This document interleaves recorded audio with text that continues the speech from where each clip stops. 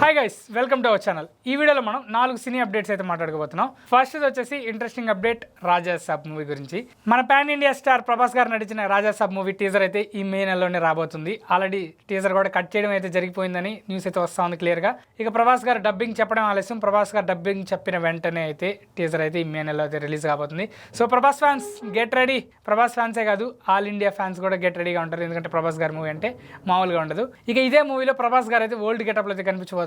So ఆ getup గురించి teaser లో రివీల్ చేస్తారా లేదైతే నేనైతే ఈగర్గా వెయిట్ చేస్తున్నా. మరి మీరు కామెంట్ లో తెలియజేయండి. ఇక రెండో సినీ అప్డేట్ వచ్చేసి 5 సీక్వెల్స్ లో నటిస్తున్న తమిళ హీరో ఎవరో కాదు, కార్తీ గారు అయితే 5 సీక్వెల్స్ లో నటిస్తున్నారు. ఈ 5 సీక్వెల్స్ వచ్చేసి ఖైదీ 2, కంగువా 2, సర్దార్ 2, హిట్ 4, కాకి 2. ఈ 5 సీక్వెల్స్ అయితే కార్తీక్ గారు నడుస్తున్నారు. ఒకేసారి 5 సీక్వెల్స్ అంటే ఏది ముందు వస్తుందో ఈ అన్నిటికీ గ్రీన్ సిగ్నల్ ఇచ్చేసారు. బట్ ఈ 5 సినిమాల షూటింగ్ అయితే ఒకటి తర్వాత ఒకటి అయితే స్టార్ట్ అవబోతున్నాయి. బట్ 5 సినిమాలు అయితే కన్ఫర్మ్ చేసేసారు. ఇక మూడో సినీ అప్డేట్ వచ్చేసి మే 30న పవర్ స్టార్ పవన్ కళ్యాణ్ గారు నటించిన హరిహర వీరమల్లు కానీ విజయ్ దేవరకొండ గారు నటించిన కింగ్డమ్ అయితే రిలీజ్ అవ్వాలి. కానీ ఈ రెండు కాకుండా బెల్లంకొండ శ్రీనివాస్ నటించిన భైరవ్ మూవీ అయితే రిలీజ్ కాబోయేదాని ఛాన్సులు అయితే మనకు క్లియర్గా కనిపిస్తా ఉన్నాయి. ఎందుకంటే పెద్ద సినిమాలు ఇప్పుడున్న పరిస్థితుల దృష్ట్యా రిలీజ్ కాబోయేదాని ఛాన్సులు లేవు. కాబట్టి భైరవ్ మూవీ అయితే రిలీజ్ అయ్యేదానికి ఛాన్సులు ఉన్నాయి. ఎందుకంటే మే 30న మంచు మనోజ్ గారి బర్త్డే ఉంది కాబట్టి మంచు మనోజ్ గారు కూడా ఈ సినిమాలో నటిస్తున్నారు. అలాగే నారా రోహిత్ గారు కూడా ఈ సినిమాలో నటిస్తున్నారు. సో వీళ్ళిద్దరు కూడా ఉన్నారు కాబట్టి, అలాగే మంచు మనోజ్ గారి బర్త్డే కూడా ఉంది కాబట్టి ఈ సినిమా అయితే మే 30న అయితే రిలీజ్ అవ్వడానికి అయితే సిద్ధమైపోతుంది. ఇక ఈ సినిమా వచ్చేసి తమిళ సినిమా గరుడన్కి అయితే రీమేక్. ఈ సినిమాలో